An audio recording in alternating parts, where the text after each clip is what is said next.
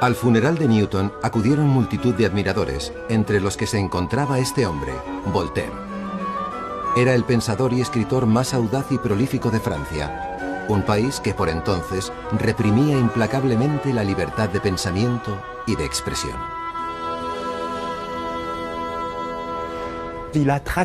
Pasó como un meteoro por la época de la Ilustración y representa la figura del intelectual por excelencia. Dicho de otra manera, era el escritor implicado en todos los frentes de su época, defensor de viudas y huérfanos, y de todas las víctimas de los horrores legales cometidos por los regímenes autoritarios.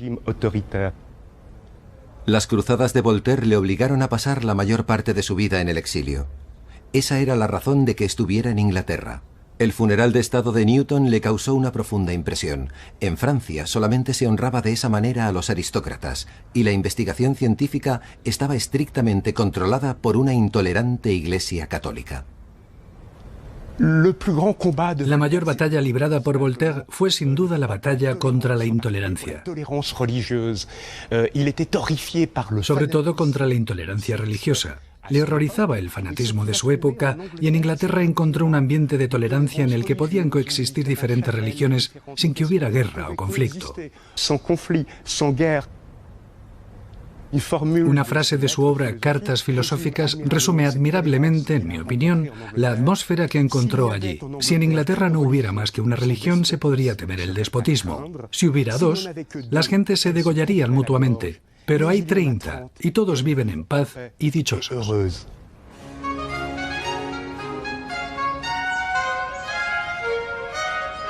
Y esa era solo una de las libertades que Voltaire encontró en Inglaterra. 40 años antes, la monarquía absoluta británica había sido obligada por el pueblo a transigir con algunos elementos de la democracia y la representación política.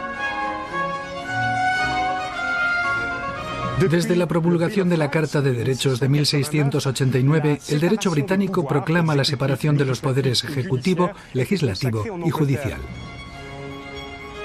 Los poderes del rey estaban limitados por el Parlamento, los jueces y los funcionarios públicos.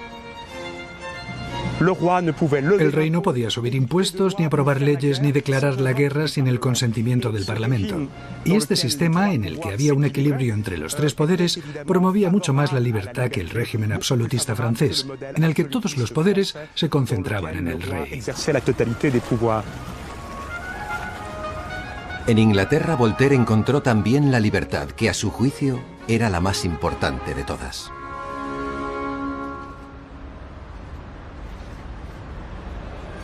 De todas las libertades, la mejor arma de la mente contra la tiranía es la pluma. Al establecer la libertad de expresión, se abre un espacio público para la polémica y el debate, en el que toda una nación puede elaborar ideas y proponer mejoras y reformas al gobierno. Y una vez establecida la libertad de expresión, el individuo puede conseguir todas las demás libertades.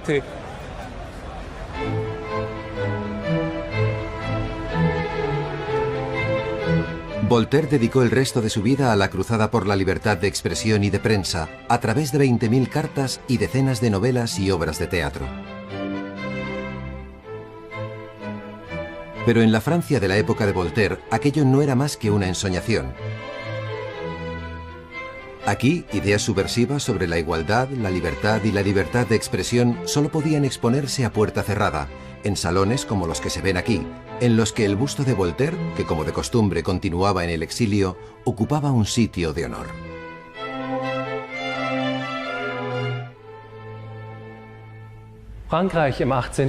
La Francia del siglo XVIII era lo que hoy podríamos calificar de régimen represor.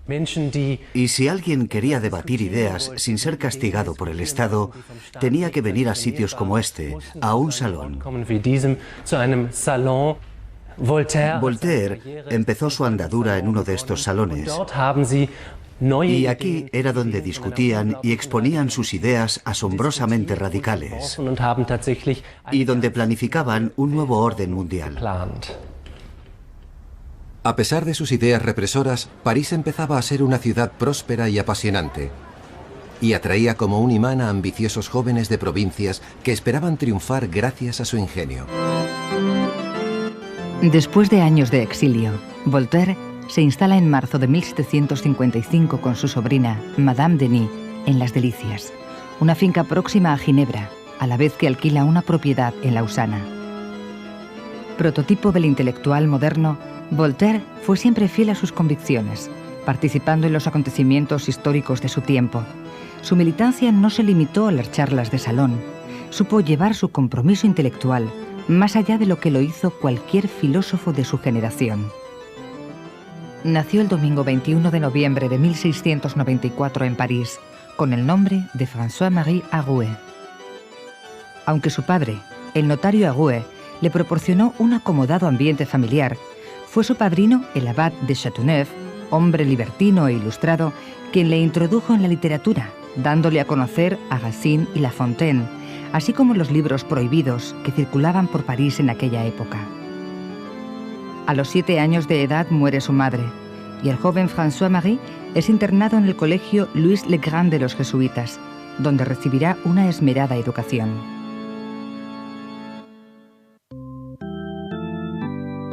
Cansado de su continua rebeldía, su padre lo manda a La Haya como secretario privado del embajador del rey de Francia en los Países Bajos. Pero el inquieto joven deberá abandonar precipitadamente el país por culpa de una turbulenta relación amorosa. Tras la muerte de Luis XIV en 1715, redacta un panfleto contra el regente que le lleva preso a la Bastilla. En su mazmorra cambiará su nombre por Voltaire, anagrama de Arouet el joven. Durante su cautiverio escribe su obra La Henriade, que será publicada 10 años más tarde, en 1728. Tras su salida de la cárcel en 1718, publica su primera tragedia, Edipo, obra que tendrá una magnífica acogida por parte del público, que aplaude con entusiasmo los versos. Nuestros clérigos no son lo que un vano pueblo piensa. Nuestra credulidad es toda su ciencia. Reconciliado con la corte, participa en las ceremonias oficiales de la boda de Luis XV. Su condición de poeta encontrará un reconocimiento oficial que le permitirá beneficiarse de una pensión de la reina. Pero su estancia en la corte francesa será breve. Su tendencia a la provocación le conduce una vez más a prisión. Tras unos días encarcelado en la Bastilla, ha de exiliarse de nuevo lejos de París.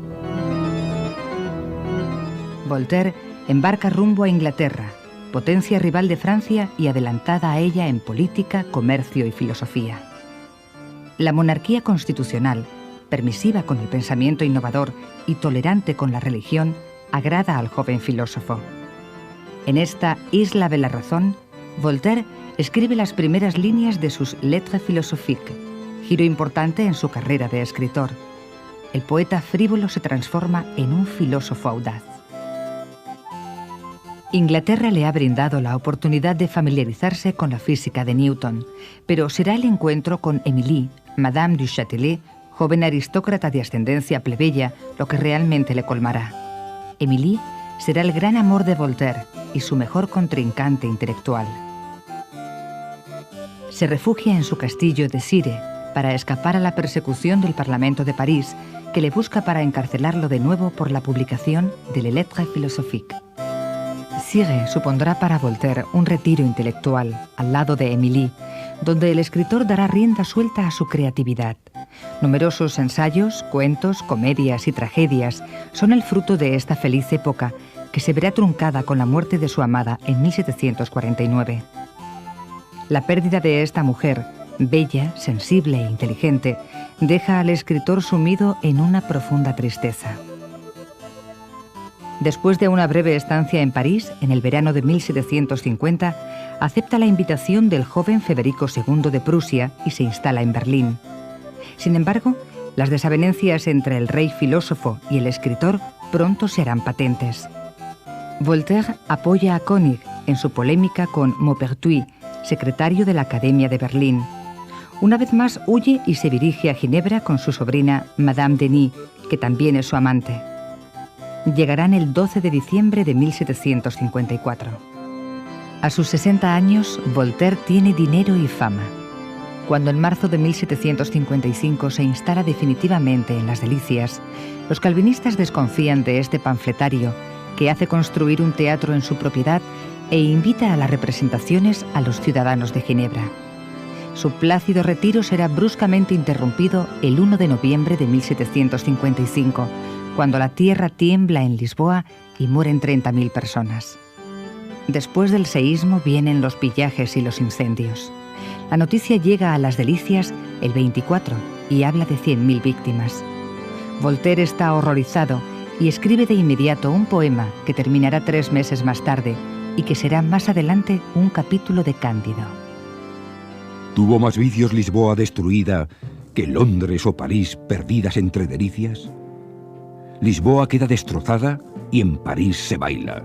Y ustedes, sereno público de mente audaz, desde la orilla buscando las causas del temblor, observan de sus agónicos hermanos el náufrago. Mas cuando de la suerte adversa los golpes reciben, hácense más humanos y lloran como nosotros. Créanme, cuando abre la tierra sus abismos, mi llanto es inocente y legítimos mis gritos. Mientras se razona, subterráneas fuerzas engullen Lisboa y de 30 urbes los restos esparcen desde las sangrientas orillas del Tajo hasta el mar Gaditano. ¿Será que el hombre nació culpable y que Dios, absoluto dueño del ser y de los espacios, castiga a su raza, sin ira, sin piedad, y que, sereno e indiferente, de sus primeros decretos sigue la eterna corriente? ¿Será que la materia informe y a su dueño rebelde en sí acarrea lacras forzosas como la propia materia? ¿O que Dios nos prueba y que esta mortal morada solo es un angosto tránsito hacia un mundo eterno? El terremoto será para él la ocasión de una toma de conciencia. ¿Cómo conciliar la catástrofe con los designios de la providencia divina? ¿Cómo aliar la infinita bondad del Creador y la existencia del mal? Con ese poema y las reacciones que suscita, Voltaire hace del terremoto de Lisboa un acontecimiento intelectual, una protesta contra el todo está bien de los seguidores de Leibniz. Durante el invierno de 1757 redacta su obra Cándido y se aleja de Las Delicias para un último viaje. Se le niega el permiso para volver a París. Voltaire se da cuenta de que su exilio es ya definitivo. Compra entonces las propiedades de Ferney y Tournai en la frontera franco-suiza. Diseña un castillo que hace construir en su finca de Ferney, donde pronto convergerá la Europa ilustrada. Allí deja un testimonio gráfico de su carácter en el frontispicio de la iglesia, que hace construir para sus campesinos, grabando en la piedra una dedicatoria deísta, Deo erexit Voltaire, en donde su nombre figura en letras más grandes que las de Dios. Si bien se toma en serio sus obligaciones de señor de Ferney, no olvida su lucha contra la injusticia y la superstición, polemizando con obispos, jesuitas, curas o queriendo liberar al condado de Gex, al cual pertenece Ferney, del impuesto sobre la sal. Sin embargo, un trágico y lejano acontecimiento le hará entrar definitivamente en la historia como el justiciero que siempre había sido. El 17 de septiembre de 1761 detienen en Caussade, al sur de Francia, al pastor protestante Rochet y a los 3 hermanos nobles que querían liberarlo. Condenado a muerte por practicar un culto prohibido, Rochet es ahorcado y los hermanos decapitados. Este acontecimiento marcó profundamente a Voltaire.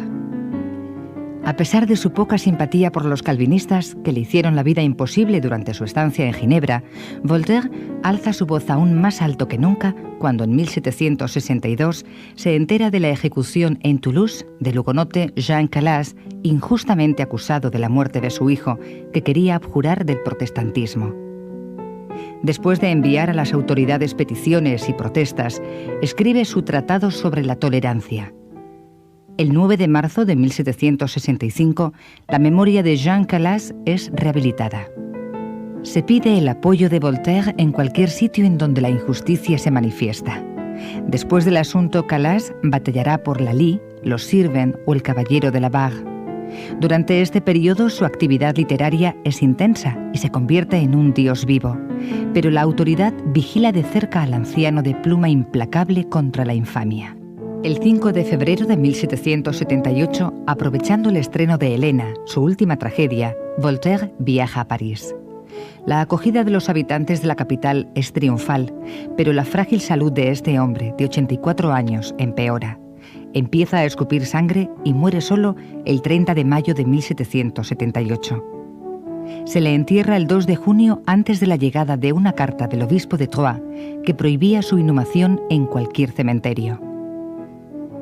En 1791, la Asamblea Constituyente, nacida de la Revolución, declara los restos del filósofo como bien nacional y los traslada a París.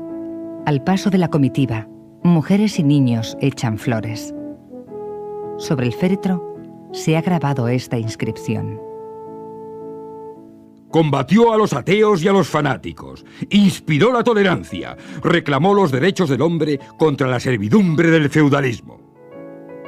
Muero adorando a Dios, amando a mis amigos, no odiando a mis enemigos y detestando la superstición.